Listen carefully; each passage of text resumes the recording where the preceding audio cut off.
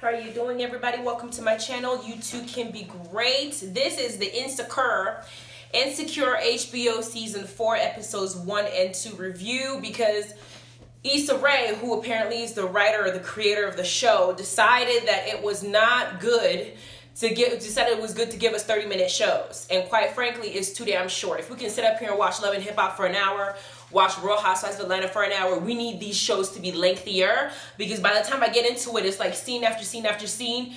The show is over, and I'm sitting here have to wait another week for another one. I don't like it. It makes me very impatient, and so I'm gonna do 2 episodes at a time, because I think because if I do one review for one episode, I'll be here for 20 minutes, that'll be the whole show, and that's it. Y'all need more, y'all need more juice. So this season, let me just say that I have loved Issa's hairstyle so much. She is like all about the black girl magic with her hairstyles. And I like that this is a show on HBO showcasing black folks of all different forms. We got Molly, who's the like career path lawyer type on her way to become like partner and stuff like that. That's what she wants, and she's working for a predominantly black company. We got Issa, her own personal business, about to throw a block party, and it's gonna be lit too, because the music in this video and all her shows have been lit so far. Hell, it started off with a song called Hopscotch in episode 2. That song had me dancing while watching the show. Then we got Kelly, who's like the ghetto fabulous but yet intelligent, hardworking friend that you need around you to tell you the real. And then you got Tiffany. She's a little bit confused, girl. She black, but she has her moments, and I love her too. So there's a little bit of nice mix in there. So I like how she put the cast together. Now, scene 1 starts off from where we left off season 3. You knew Lisa quit her job, and she's trying to do this whole block party thing. She ain't got no job. She ain't got no man. She has her yoga mat. She has some weed. And then here comes Molly coming to visit her 4 months before this block party is supposed to take place at her new apartment complex, where she's supposed to be like the apartment manager or some shit like that. And that's how she gets to live there rent free. She ain't doing Uber like she was doing last time. She was doing Uber and Lyft, okay? And that's how she met her last boo in season 3. Then we find out that Issa is currently working with a woman, beautiful as she is, named Condola. Condola's pretty as hell, and she's gonna help her set up the block party. But what we don't know is Condola's been dating old dude for about a month now. She's in the process of expressing to Issa that she really likes this person, and that this person is somebody that she could really see maybe a little bit of a future with. But Issa is unaware as to the person that she's dating until later on, which I'll get to. The next thing, we got Molly, who we knew. Molly met Andrew. Andrew is the friend of Issa's previous guy, the guy that she was dating that beat up that guy in the Uber last season that was fine as hell, and we saw them having sex on a freaking carousel. I was so jealous. That was a great scene. Then we find out that now Molly's dating Andrew. Andrew's fine, Asian ass, with his full ass lips. I bet he was black in his past life. Those lips were full and they were thick, and he has some serious swagger, okay? And he has Molly, who is beautiful as she is now dating Andrew. They have great banter together. They're out there bowling. He gives me the Crouching Tiger, Hidden Dragon vibes, Seriously, you can come through that puss. Anyway, we got scene... What's the matter, baby? I think I just, said something blasphemous. My man just looked at me like, what'd you just say? Anyway, we got the next scene 3. We have Issa's sex buddy. He is a full-figured man. Now, I was very happy. This is a full-figured black man. Now, we know that when you watch all these television shows, they try to lie to us and put the illusion that everybody that goes on these shows is skinny and size 2 and 3, and every man who comes in this show has a 6 to 8 pack, and you could just sit up there and have washboard abs. You could touch them everywhere, and it's all good and dandy, but that's not the case. Issa knows that black folk come in all shapes and sizes, and so she has her fuck buddy be this big old full-figure guy who's out there tearing that ass up.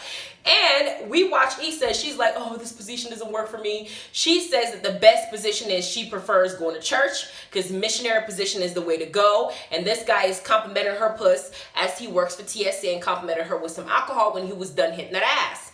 Then we get scene 4. Condola is now having another meeting with Issa. Tiffany Boo, with her big pregnant self, shows up, And in this little conversation, Tiffany lets everybody know that the guy that Condola has been dating this whole time that she thought was a one-time thing is Lawrence, Issa's 5-year boyfriend that she was dating from season 1, cheated on with Daniel's ass and broke up with at the end of season 1. And we know that they both at some point are probably going to end up together because you can tell that they have good vibes and good, you know, they have good banter. But Lawrence out here has been a hoe since Issa and him broke up. Issa only had Daniel, TSA guy, the guy Andrew's friend, and then some guy in the apartment that she screwed just trying to get her groove back to be a hoe. But we got Lawrence going from pretty girl to pretty girl to pretty girl to pretty girl.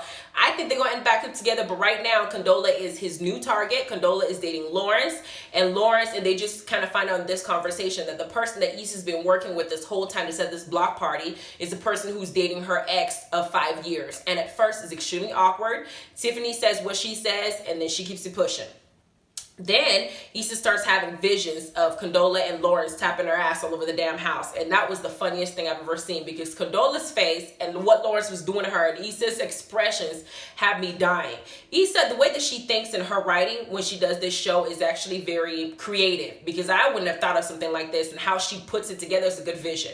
Then we got Condola now going over to Lawrence's house telling Lawrence, hey, you know, I want you to know that I'm working with your ex of 5, you know, your ex Issa, and asks Lawrence how long that him and Issa have been together. Lawrence admits that we're together for 5 years, and Condola feels a little bit uncomfortable because she genuinely likes Issa's personality. She's probably thinking to herself, how the hell did you break up with this girl? She's such a bomb person. She's easy to get along with, but Issa has yet to tell her that she cheated on him, and that's the reason why they broke up. Then Condola leaves the apartment, and Lawrence is sitting up there wondering how the hell did they met. Why, Lawrence, are you wondering how did they meet? You went to a baby shower where there were only 2 or 3 dudes there. Dro, who was fucking Molly and including his wife in an open relationship, and you, and some other random person that we don't know. You're the only person that's left there. Why would you act shocked that her and Issa would know each other? Lawrence just acts like a fool sometimes. Then we got scene 6. They're now doing this block party / mixture fundraiser. Issa's bro is DJing, and Molly's on her way to the block party with Andrew. And the awkwardness between Condola and Issa is still apparent because they haven't discussed the fact of what's going to happen now that they realize that they're now screwing the same dude, or they dated the same dude and they're supposed to be friends. Then Molly, on her ride with Andrew tells her that he is not only seeing her, he's also seeing other girls. Molly is a little bit skeptical and trying to move forward with Andrew because she's catching feelings for a little Asian dude. However, the thing is, Molly dated Dro, and y'all remember Dro. Dro was married, except he told Molly that him and his wife have an open relationship. And while he was having sex with Molly repeatedly, good sex by the way, because that was great scenes between both of them, Molly is doing him. On the other hand, his wife also gets pregnant by him. So technically he was screwing his wife and Molly. Molly caught feelings for Joel, but she realized that nothing was going to come out of it because Joel's never going to leave his wife. He loves his wife, but he also likes screwing over other people. That's the arrangement they have. So it ended up being a huge mess. She ended up losing herself for a while. Then she ran into Andrew. Now Andrew's telling her that I'm also dating other girls while I'm with you. And Molly's having a hard time expressing herself and saying, I like you. Please don't date somebody else. So she catches an attitude. Then we get to the actual mixer. Kelly's ass is out there bartending, trying to get the party lit as hell, offering to give her services and take one for the team, and screwing some old guy that's in the corner to help get some money in for Issa. Kelly is a whole mood. That is the friend I need to have in my life. I love that girl. She's funny as hell. Then Condola decides to go and mingle, introduce Issa to all these other people, especially this one particular lady that can help her get her money game up for this block party. Issa's a little bit nervous, a little bit, she's kind of not thinking straight because Condola is there. And everybody at the fundraiser is trying to ask her questions about what is this fundraiser going to be about? And she doesn't have anything to give them. Each person she goes to has a different opinion. Some want it lit, some want it to be political, some want it to be, something that has to do something for the community. And so she ends up getting on the microphone and giving this great speech about the situation. And she also thanks Condola. On the side, Tiffany lets Molly know the kind of tea in the back that Condola is also dating Lawrence. Now, Issa's trying to be the bigger person and, try to get this block party, which I agree. She needs to handle this in a mature way because she screwed up the relationship with Lawrence. It's not her. It's her fault. So let Lawrence move on. And if Condola is it, Condola is it. Condola decides to go and see Lawrence at the end of the show. And reverse cowgirl rides that man so much so that I was sitting up there like, OMG. I don't know how Issa writes these sex scenes, but they're like softcore porn and they're entertaining to watch because I'm about to go into episode 2, which starts off with Molly and Andrew hanging out, because Molly had already texted Andrew last episode for episode 1, telling him that she's sorry, that she just freaked out because she started catch feelings for him, and that they're mending things, right? Then Andrew and her coming out, and Andrew tells her that he lost big probably for his job. He must have done something. He lost a lot of money for it, or a lot of something for it. But as a way to get it popping, he decides to take Molly home to get some of that cake. The way he smacked her ass, oh my word, you could hear that shit from far away. I don't know. Kelly was right. He's out there giving her that samurai dick, for real. Then we got Condola and Issa decide to walk around town. They're looking for space for the block party, and Condola, in the middle of a conversation with Issa, tells Issa that she can't hang out with her because they're going to be going to some Ojai Valley, which is supposed to be a romantic getaway. And Issa puts 2 and 2 together. My ex of 5 years is taking you to a romantic getaway, and the situation gets awkward again. Issa says, you know what, Condola, I like you. You're a good person. I don't want this to be awkward. You're dating my ex. It's cool. They decide to just, be mature about the situation. Then we got the next scene. Now they're all wearing the Halloween outfits, sitting together. We got Kelly, Tiffany, Molly, and Issa hanging out. Kelly's dressed like a character from Baps, the movie. Tiffany chose Egyptian culture as her inspiration and dressed like the Nefertiti or something like that. And Molly's dressed up like one of the Clover's cheerleaders from Bring It On. I don't know what the hell Issa was wearing. Can y'all look at her outfit and tell me who she was trying to be? I know she's probably trying to dress like some black girl from a movie, but I couldn't figure out which movie it was.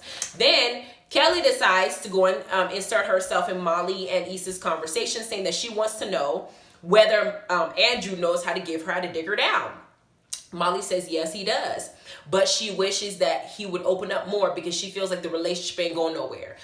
And Issa's like, are you sure you're not trying to look for something wrong? Because this guy has good banter with you. He dicks you down very well. Clearly, you said that he knows what he's doing and doing it well. I don't see the problem. Kelly's ass says, I need a mime with a big dick. I said, Kelly, what? She don't even want to have a conversation with the dude. I love that girl.